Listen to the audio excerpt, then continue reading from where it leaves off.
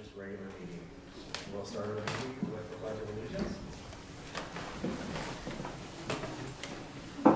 I pledge allegiance to the flag of the United States of America and to the republic for which it stands, one nation, under God, indivisible, with liberty and justice for all.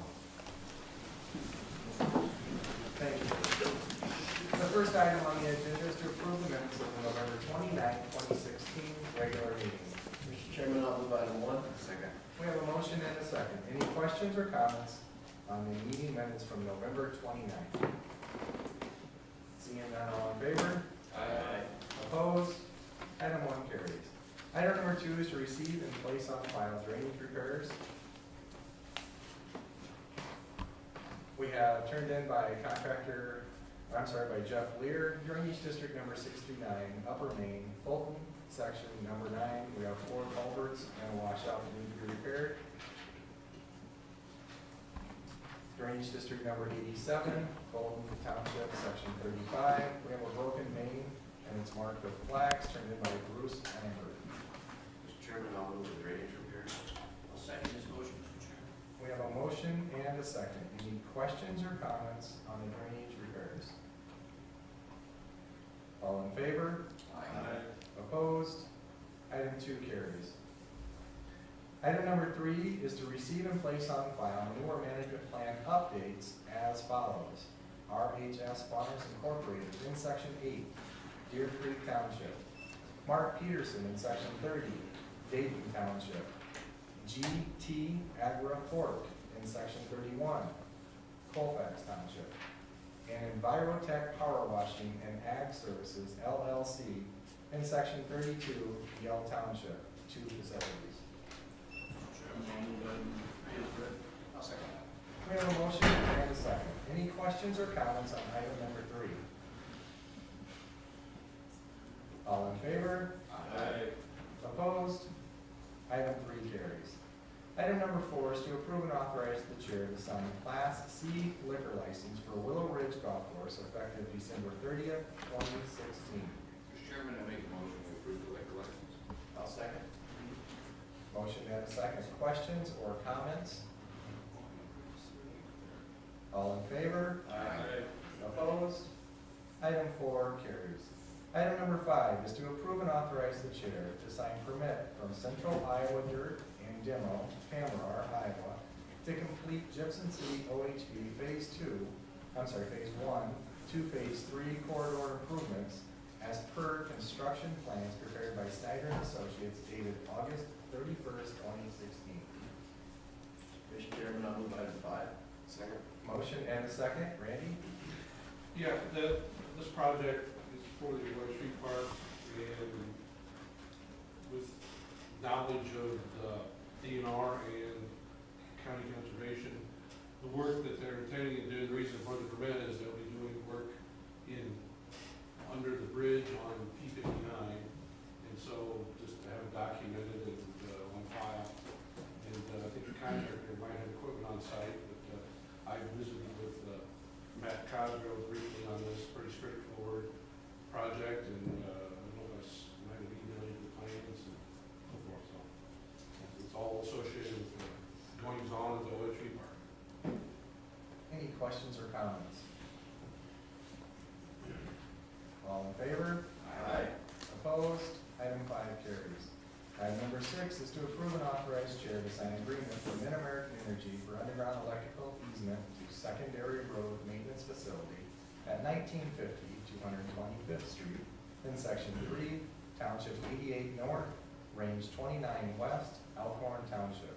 Move item 6, Mr. Chairman. Second this motion, Mr. Chairman. We have a motion and a second. Randy? Yeah, Mid-America already has a permit and has their utilities in the county road right away. In order for them to bring electricity into the new building, they need an easement from the right of way to the building, to their facilities, transformer and everything. So it's pretty straightforward. It's just like a 10-foot easement, 60-some feet long, and it's on a format that's recordable and everything, and we need to get that signed and sent to them. Questions or comments on item number 6? Seeing none, all in favor? Aye. Opposed? Item 6 carries. It is now the citizens' opportunity to address the boards with items not on the agenda. Mr. Peterson. I'm Jeff Peterson, I'm from Jowry, and last year I was commander of the Iowa American Legion. In my duties last year, I went to several communities in the state of Iowa, and I attended a bridge dedication that was down in Coon Rapids on Highway 141 for a young man from Coon Rapids who was killed in Iraq. Several times throughout the year, I go through Lehigh, and the bridge over the Des Moines River, Highway 50, has no names. Well, two young men from Lehigh, one was Danny Johnson, was killed in Vietnam. The other was Nathan Field, he was killed in Iraq. And I've talked with family members and parents of Nathan and Danny's brother, and asked them if they would care if I would try and get that name for those two men that were killed from Lehigh. They all gave permission, and I talked with Randy Will, and Randy said, come here and talk to you guys. And so that's what I'm here to propose, is that we get the bridge over the Des Moines River in Lehigh, named after Sergeant Danny Johnson and Sergeant Nathan Field. I know that there's not a budgeted item for bridge signs and things like that. I would need to know, will the county pay for it, or do we need to do a fundraiser?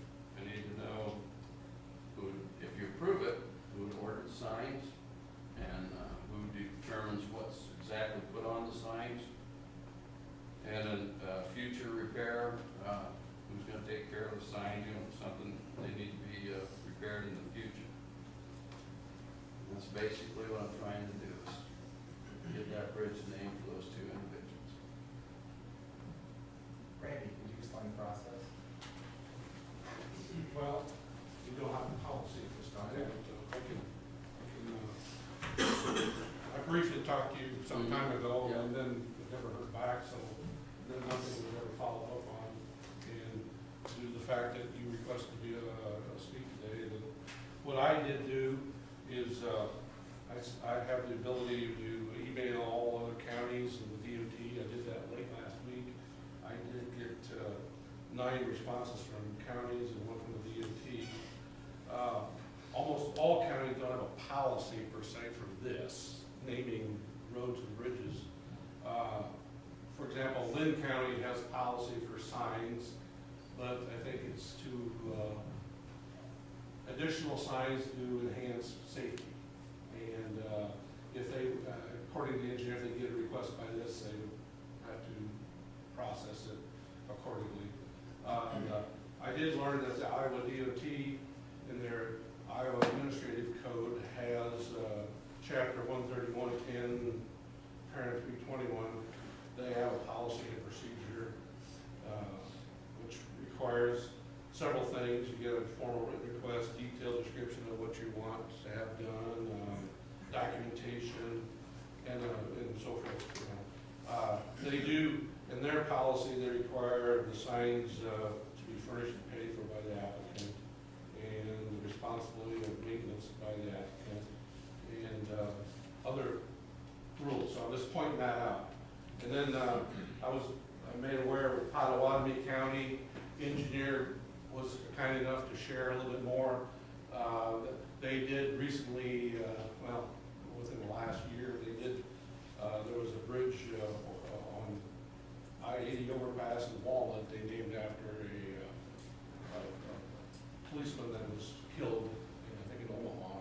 But what he pointed out was that in Potawatomi County, they have developed at about every community, small community and large communities, that they develop memorials for veterans. So whatever. So all my comments are is I would suggest that before the Webster County pursues naming roads and bridges, I recommend establishing a policy that states purpose, criteria, objectives, requirements, and procedures to do so.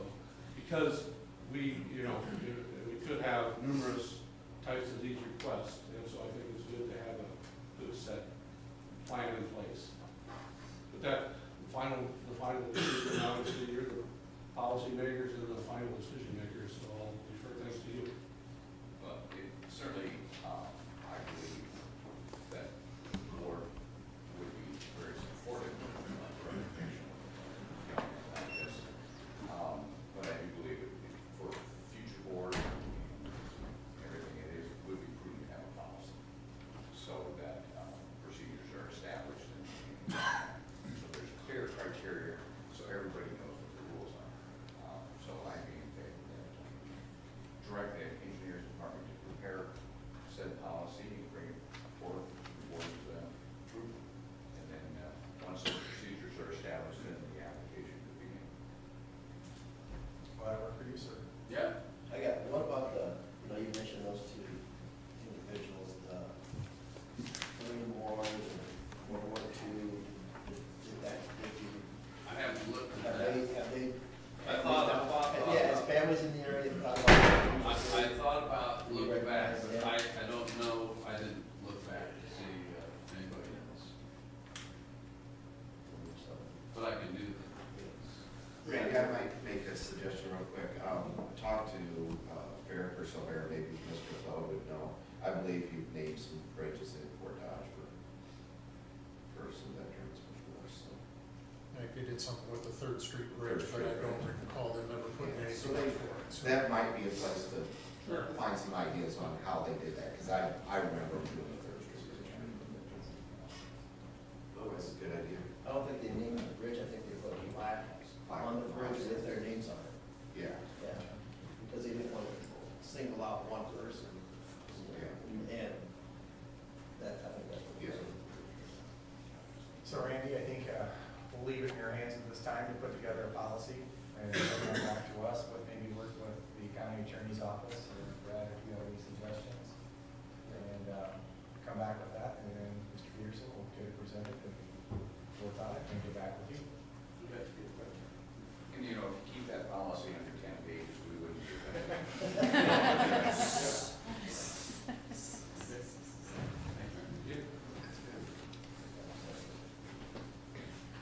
Iowa Central Community College.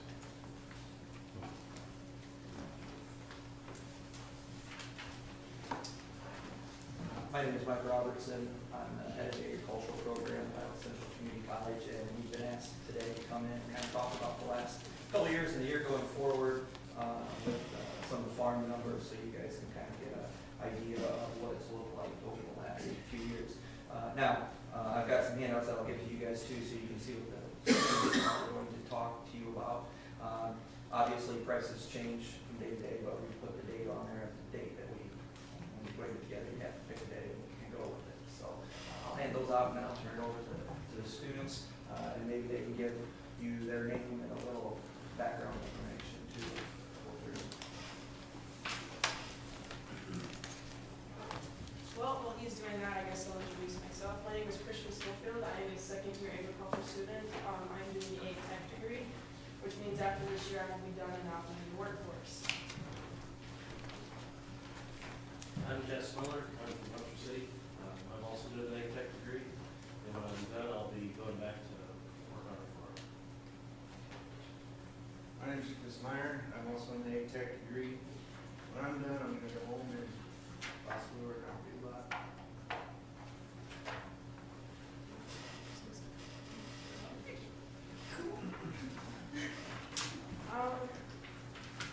If you flip to your second page, these are just the core numbers from 2015. We did not have the insurance claim to put into our income and our expenses. As you can see, we had about a $41.50 an acre profit.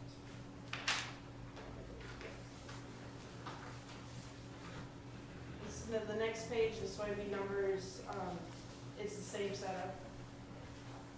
We had a 58.75, give or take, loss per acre. We have 210 acres of land that we use. About 110 is used for corn, and about 110 is used for beans.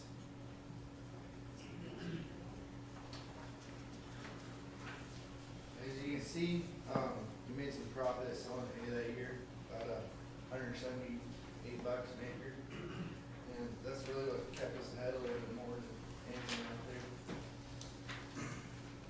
The whole farm, we profited about $4,100 that year, which is about $1,650 an acre roughly.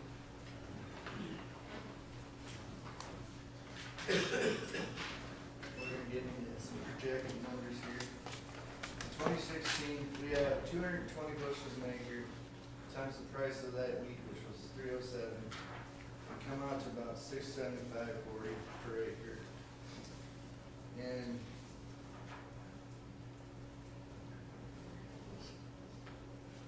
our projected expenses is $412 plus 200 in rent, which would be $612, which will then would make about 50, $60 an acre after all that expenses.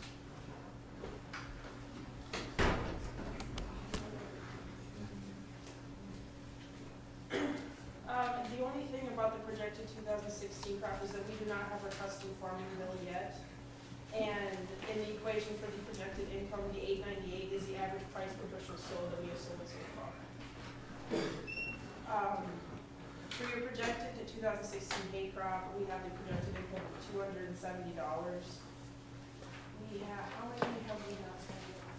What's that? How many bills? That's just projected, because not all of it has been sold. Same with the corn there, not all of that has been sold either. So if you kind of look there in the small print, so to speak, in the parentheses, we took what was contracted, we took the price on the date that's listed there, and averaged that for the rest of those bushels. And if everything were to be sold that day, that's what that would look like. But not all of it's sold yet, so we can't give a hard and fast number on what the corn will or will not make at that point in time. And same with the hay, it hasn't all been completely sold. So again, that's a projected off of what current prices are versus and what we have out there. Is there any questions on what we've done over this far? On your next page, we have the 2016 crop overall profit loss. We had a profit of $59.38 an acre total. And the only land that we farm is the land that we have for you. We don't have any other acres anywhere else.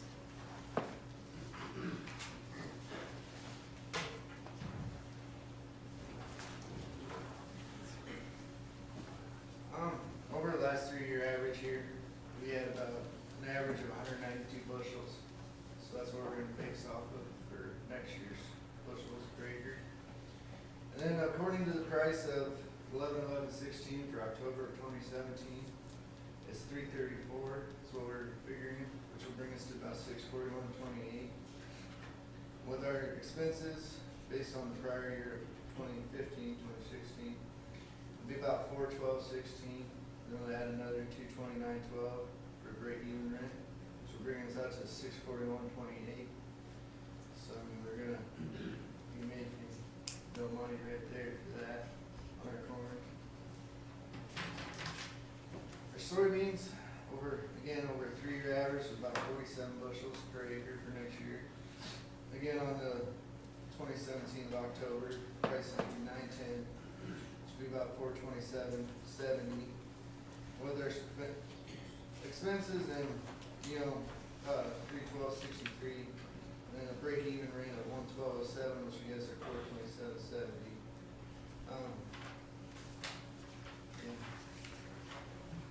Our projected income for next year for hay will be about $320. Again, the expenses $130. Our break-even rent would have to be about $190 for us to break even at $320.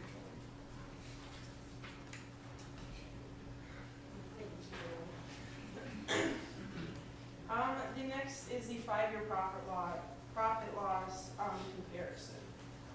I'll give you a couple minutes to take a look at that and come up with questions, because I'm sure you're going to have some.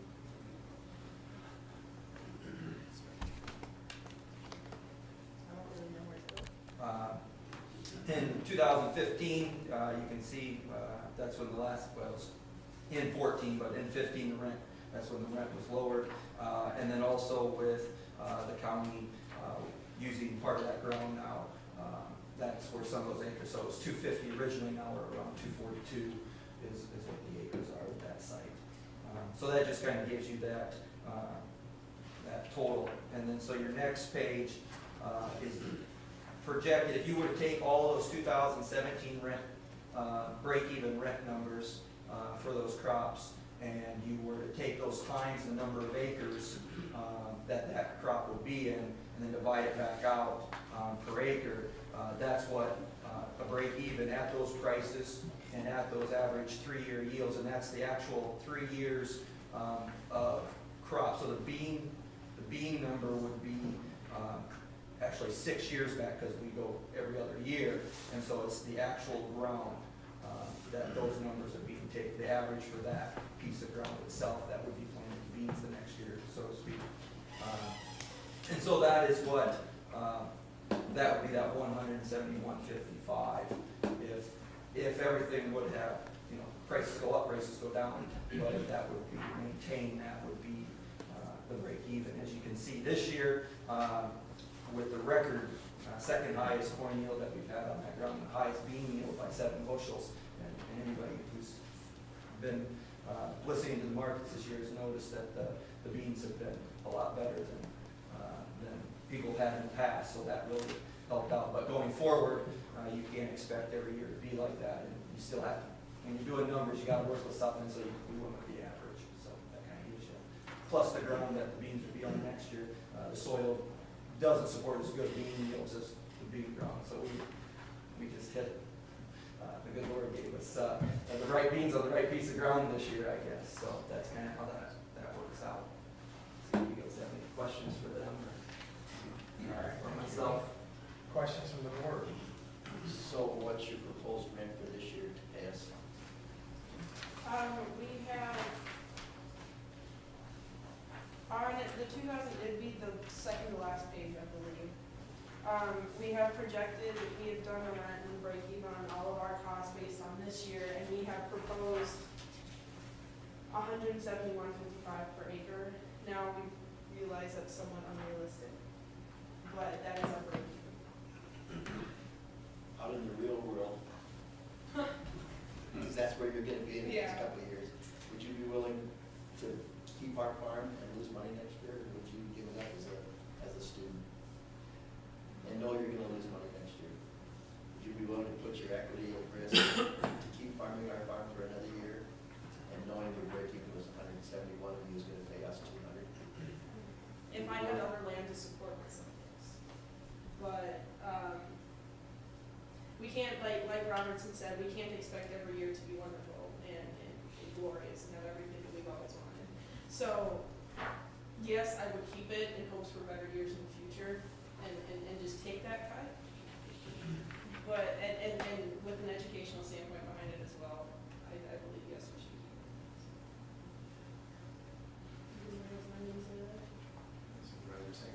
Tell me what's missing here. I heard you say that you had a good or outstanding soybean crop. Yes, we have, this year is our highest average by 7 bushels. Okay, you had what kind of a profit or loss on the soybean number?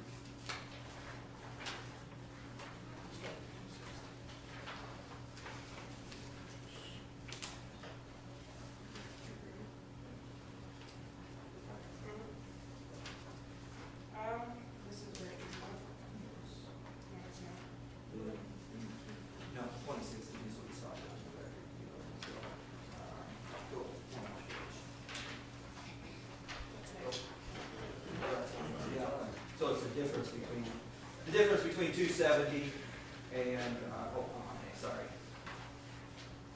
601 versus 515 would be the difference, so about 75 roughly dollars an acre. And that yield is the only thing that kept that. If we would go on the average, you'd be in the hole. So, And the year before, 15, you showed a loss. correct. Correct. Is that due to the market price? Is that due to yield or coming? Price, and it was closer to what our average yield would have been that year. Plus, It was also on the field that So we didn't get the potential out of it as we would have that was on it. Where we had the cross play this year from our rotation.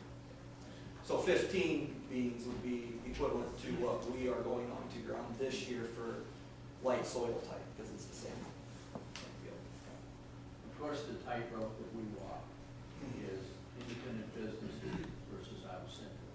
I think it's fair to say, and I won't speak for the remainder of the board, but for me personally, and that's that we have a responsibility to try to support Iowa Central.